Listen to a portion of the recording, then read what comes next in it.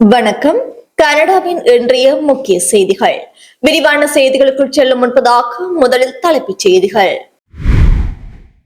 மின்சார கொள்கை குறித்து பிரதமர் கார்னி பகீர் அறிவிப்பு. பிரதமர் டக்வர்ட் சொகுசு விமானத்தை வாங்கி பின் விற்றதில் வரி செலுத்துவோர் பணத்தில் சுமார் 2 லட்சம் இழப்பு. 22 மாத குழந்தையை கொன்ற தாய். டொரண்டோவில் நடந்த பயங்கரம். ஒன்டாரியோவில் பட்டப்பகலில் துப்பாக்கிச்சூடு, 2 பலி. முதியவர்களை ஏமாற்றி சொகுசு வாழ்க்கை வாழ்ந்த நபருக்கு 15 ஆண்டுகள் சிறை. அதிகாலையில் நடந்த பயங்கரம், வங்கியில் துப்பாக்கிச்சூடு, கனடாவில் பரபரப்பு. கனடா ஒன்டாரியோவில் ஹண்டா வைரஸ் அச்சுறுத்தல், நிபுணர்கள் விளக்கம். இனி தொடர்பான விரிவான செய்திகள். அல்பர்டா மாகாணத்தை பிரிப்பது தொடர்பான பொது வாக்கெடுப்பை நடத்தும் முயற்சியை தடுத்து நீதிமன்றம் ஒரு முக்கிய தீர்ப்பை வழங்கியுள்ளது. 2026 இலையுதிர் காலத்தில் பொது வாக்கெடுப்பு நடத்த கோரி தாக்கல் செய்யப்பட்ட மனுவை தள்ளுபடி செய்யப்பட்டது. அல்பர்டா மாகாணம் பிரிவது என்பது முதற்குடி மக்களுடன் மேற்கொள்ளப்பட்ட ஒப்பந்த உரிமைகளை மீறுவதாக அமையும் என்றும் இது தொடர்பாக முதற்குடி மக்களுடன் ஆலோசிக்க வேண்டிய கடமையை மாகாண அரசு தவறிவிட்டதாகவும் நீதிபதி சுட்டிக்காட்டினார். ஸ்டேஃப்ரி அல்பர்டா அமைப்பால் சமர்ப்பிக்கப்பட்ட இந்த மனுவில் சுமார் 3,02,000க்கும் மேற்பட்ட கையெழுத்துக்கள் பெறப்பட்டிருந்தன. எனினும் இந்த தீர்ப்பை ஜனநாயகத்துக்கு எதிரானது என்று விமர்சித்துள்ள மாகாண பிரீமியர் டேனியல் ஸ்மித் இதற்கு எதிராக மேல்முறையீடு செய்ய போவதாகவும் அறிவித்துள்ளார்.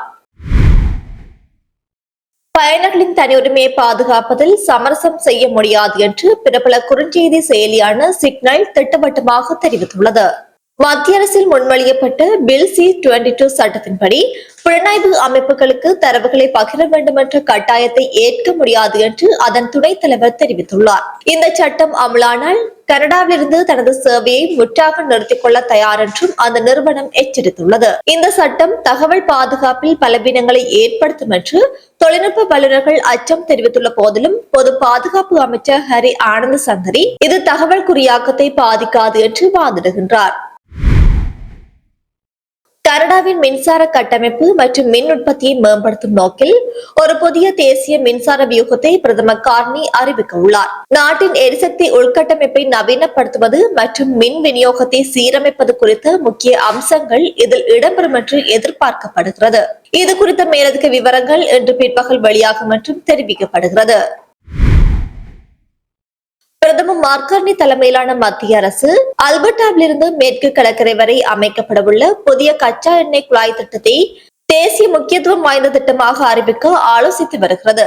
ஒரு நாளைக்கு 1 மில்லியன் பேரல் எண்ணெய் கொண்டு செல்லும் திறன் கொண்ட இந்த திட்டம் குறித்து மாகாண பிரீமியர் டேனியல் ஸ்மித்துடன் புரிந்துணர்வு ஒப்பந்தம் கையெழுத்தாக உள்ளது. இதன் ஒரு பகுதியாக அல்பர்டா தனது கார்பன் வரியை 2027 $100 2040 $130 உயர்த்த சம்மதித்துள்ளது. எனினும் சுற்றுச்சூழல் ஆர்வலர்கள் மற்றும் பிரிட்டிஷ் கொலம்பியா மாகாண பிரீமியர் டேவிட் எபி ஆகியோர் இந்த திட்டத்துக்கு தமது எதிர்ப்புகளை தெரிவித்து வருகின்றனர். ஒன்டாரியோ மாகாண முதல்வர் டக்வர்ட் ஒரு சொகுசு விமானத்தை வாங்கி பின் அதை ரத்து செய்த விவகாரத்தில் ஒன்டாரியோ வரி செலுத்துவோரின் பணம் சுமார் $2 லட்சம் வரை செலவாகியுள்ளதாக அண்மையில் வெளியிடப்பட்ட ஆவணங்கள் தெரிவிக்கின்றன. கடந்த ஏப்ரல் 17 அன்று டக்வர்ட்டின் பயன்பாட்டுக்காக 28.9 மில்லியன் செலவில் 2016 பாம்படிய சேலஞ்சர் 650 ரக ஜெட் விமானத்தை மாகாண அரசு வாங்கியது. இதற்கு பொதுமக்களிடையே கடும் எதிர்ப்பு கிளம்பியது. முதல்வரின் செல்போனுக்கு ஏராளமான கண்டன அழைப்புகள் வந்ததை அடுத்து சில நாட்களிலேயே அவர் இந்த முடிவை திரும்ப பெற்றார். ஆவணங்களின்படி இந்த விமானம் ஏப்ரல் 15 அன்று வாங்கப்பட்டு ஏப்ரல் 27 அன்று மீண்டும் அதே விலைக்கு விற்கப்பட்டது. இருப்பினும் இந்த 12 நாட்களில் பின்வரும் செலவுகள் ஏற்பட்டுள்ளன. விமான மேலாண்மை, பராமரிப்பு மற்றும் சேமிப்புக்கு சுமார் $1,40,000, சட்ட ஆலோசனை மற்றும் தொழில்நுட்ப ஆதரவுக்கு சுமார் $52,000 ஏற்பட்டதாக கூறப்படுகிறது. இந்த விமானத்தை கிரேவி பிளான் என்று எதிர்க்கட்சிகள் விமர்சித்துள்ளன. மக்கள் பொருளாதார ரீதியாக சிரமப்படும் வேளையில் முதல்வர் ஒரு ராக் ஸ்டார் போல வாழ விரும்புவதாகவும் இது வரிப்பணத்தை மதிப்பதாக கூறும் அவரது முந்தைய பேச்சுக்களுக்கு எதிரானது என்றும் எதிர்க்கட்சி தலைவர் குற்றம் சாட்டியுள்ளார். டொரண்டோவின் ஸ்கார்பரோ பகுதியில் 22 மாத குழந்தையான ஒரியானா ஷோவின் மரணத்துக்கு அவரது தாயே காரணம் என போலீசார் தெரிவித்துள்ளனர். 37 வயதான சி திங் ஜோங் மீது முதலாம் நிலை கொலை குற்றம் சுமத்தப்பட்டுள்ளது. மே மாதம் 12ஆம் தேதி அன்று செவ்வாய்க்கிழமை காலை 9:30 மணியளவில் மிட்லாண்ட் அவென்யூ மற்றும் ஸ்டீல் அவென்யூ ஈஸ்ட் பகுதியில் உள்ள ஒரு வீட்டில் 2 வயது பூர்த்தியடைய இன்னும் 1 மாதமே இருந்த ஒரு சிறுமி அசிவற்ற நிலையில் கண்டெடுக்கப்பட்டார். உடனடியாக மருத்துவமனைக்கு கொண்டு செல்லப்பட்ட அந்த சிறுமி உயிரிழந்ததாக அறிவிக்கப்பட்டார். இந்த சம்பவம் குறித்து தகவல் அளித்த துப்பறியும் அதிகாரிகள் இது ஒரு மிகவும் துயரமான சம்பவம் என்றும் வீட்டில் இருந்த மற்றொரு குழந்தை பாதுகாப்பாக இருப்பதாகவும் தெரிவித்துள்ளனர். சிறுமியின் தந்தை அளித்த 911 அழைப்பை தொடர்ந்து காவல்துறையினர் அந்த வீட்டுக்கு சென்றுள்ளனர். ஒன்டாரியோவின் வான் பகுதியில் சைக்கிள் டிரைவ் அருகே நேற்று மாலை 5:30 மணியளவில் நடத்தப்பட்ட திட்டமிட்ட துப்பாக்கிச் சூட்டில் 2 ஆண்கள் கொல்லப்பட்டனர். இதில் ஒருவர் அந்த பகுதியைச் சேர்ந்தவர் என்றும் மற்றவர் அவரது நண்பர் என்றும் அடையாளம் காணப்பட்டுள்ளனர். சம்பவத்திலிருந்து நீல நிற எஸ்டிவி ரக வாகனத்தில் 3 தப்பிச் சென்றதை நேரில் பார்த்தவர்கள் தெரிவித்துள்ளனர். இந்த தாக்குதலுடன் தொடர்புடையதாக கருதப்படும் ஒரு வாகனம் எரிந்த நிலையில் கண்டெடுக்கப்பட்டுள்ளது. இந்த துப்பாக்கிச் சூடு ஒரு இலக்கு வைக்கப்பட்ட சம்பவம் என்று காவல்துறை கருதுகிறது. இதனால் பொதுமக்களுக்கு பாதுகாப்பு அச்சுறுத்தல் ஏதுமில்லை என்றும் தெரிவிக்கப்பட்டுள்ளது. மான்ட்ரியல் நகருடன் தொடர்புடைய கனடா நாட்டைச் சேர்ந்த ஒருவருக்கு கனடா மற்றும் அமெரிக்காவைச் சேர்ந்த முதியோர்களை ஏமாற்றி சுமார் $3.5 மில்லியன் மோசடி செய்த ஜானட்டி என்பவருக்கு 15.5 ஆண்டுகள் சிறை தண்டனை விதிக்கப்பட்டுள்ளது. மான்ட்ரியலை தலைமையிடமாக கொண்டு இயங்கிய இந்த கும்பல் முதியோர்களின் பேர குழந்தைகள் சட்ட சிக்கலில் இருப்பதாக கூறி ஜாமீனில் வெளிவர உடனடியாக பணம் தேவைப்படுவதாகவும் கூறி முதியவர்களை நம்ப வைத்துள்ளனர். பின்னர் ஜாமீன் முகவர்கள் போல சிலரை அனுப்பி பணத்தை சேகரித்துள்ளனர். இந்த பணத்தை கொண்டு ஜானட்டி சொகுசு படகுகள், விலை உயர்ந்த கார்கள் மற்றும் போதைப் பொருள் வாங்கியது நீதிமன்றத்தில் நிரூபிக்கப்பட்டுள்ளது. இவருடன் சேர்ந்து மேலும் 25 கனேடியர்கள் மீது குற்றம் சாட்டப்பட்டுள்ளது.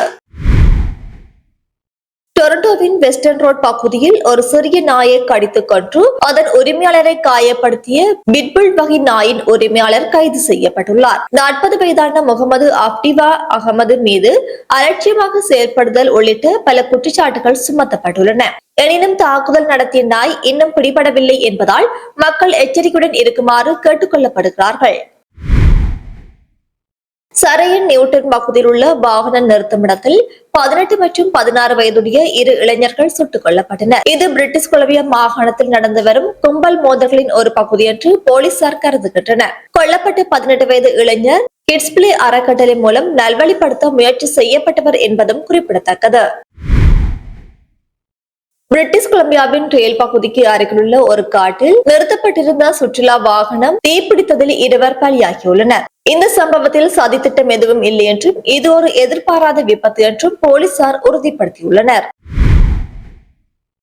டேவிஸ் டீ நிறுவனத்தின் ஆர்கானிக் ஸ்னீஸ் ஈஸ் வகை தேயிலையில் பாதாம் கலந்திருப்பது கண்டறியப்பட்டுள்ளது.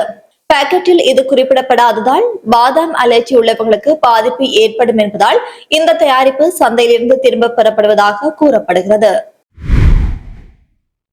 ஒன்டாரியோ மாகாணம் வாட்டர்லூவில் உள்ள ஸ்கோஷியா வங்கி கிளையொன்றில் புதன்கிழமை அதிகாலை கவச வாகன ஊழியர் ஒருவர் சுடப்பட்ட சம்பவம் பரபரப்பை ஏற்படுத்தியுள்ளது.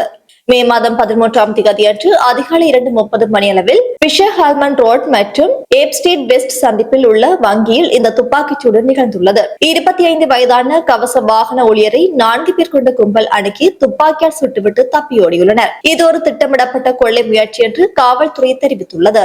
காயமடைந்த ஊழியர் கார்டர்வேல்ட் நிறுவனத்தைச் சேர்ந்தவர் என்றும் அவர் பலத்த காயங்களுடன் மருத்துவமனையில் அனுமதிக்கப்பட்டுள்ளார் என்றும் கூறப்படுகிறது. தப்பியோடிய 4 சந்தேக நபர்கள் குறித்து இதுவரை எந்த தகவலும் வெளியாகவில்லை.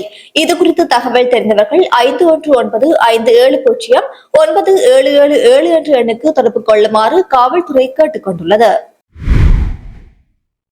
கனடாவின் நியூ பிரன்ஸ்விக்கில் 45 வயதான ஜோயஸ்கேல் ரோபிஷன் என்பவருக்கு மாங்டன் நீதிமன்றம் 5 ஆண்டுகள் சிறை தண்டனை விதித்துள்ளது. ஆகஸ்ட் 2025 RCMP தொடங்கிய விசாரணையை தொடர்ந்து செப்டம்பர் 18ஆம் தேதி அன்று இவரது வீட்டில் சோதனையிடப்பட்டு மின்னணு சாதனங்கள் பறிமுதல் செய்யப்பட்டன. சிறுவர் பாலியல் துஷ்பிரயோக பொருட்களை வைத்திருந்தது மற்றும் பகிர்ந்த குற்றச்சாட்டுகளை ஏப்ரல் மாதம் 10ஆம் தேதி 2026ஆம் தேதி அன்று ஒப்புக்கொண்டார். சிறை தண்டனைக்கு பின் 25 ஆண்டுகளுக்கு 16 வயதுக்குட்பட்டவர்களை தொடர்பு கொள்ளவும் அவர்கள் இருக்கும் இடங்களுக்கு செல்லவும் இவருக்கு தடை விதிக்கப்பட்டுள்ளது.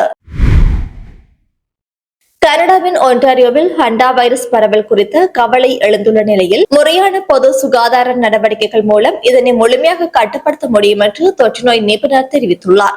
தொடர்பு தடமறிதல், தனிமைப்படுத்துதல் மற்றும் மருத்துவ சிகிச்சை ஆகியவற்றை சரியாக பின்பற்றினால் பாதிப்பை விரைவில் முடிவுக்கு கொண்டுவர முடியும் என்று அவர் குறிப்பிட்டுள்ளார்.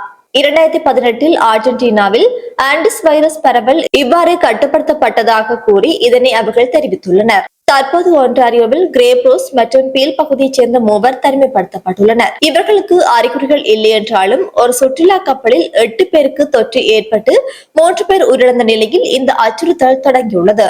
மனிதர்களிடையே பரவக்கூடிய இந்த வைரஸ் குறித்து உலக சுகாதார அமைப்பு எச்சரித்துள்ளதால் கனடா மருத்துவ பணியாளர்கள் கூடுதல் பாதுகாப்பு கவசங்களை அணிய அறிவுறுத்தப்பட்டுள்ளனர். இத்துடன் இன்றைய நாளுக்கான செய்திகள் முடிவடைகின்றன. மேலும் தொடர்ந்து செய்திகளை பெற்றுக் கொள்வதற்கு நம்முடைய சேனலை சப்ஸ்கிரைப் பண்ணி இணைந்திருங்கள்.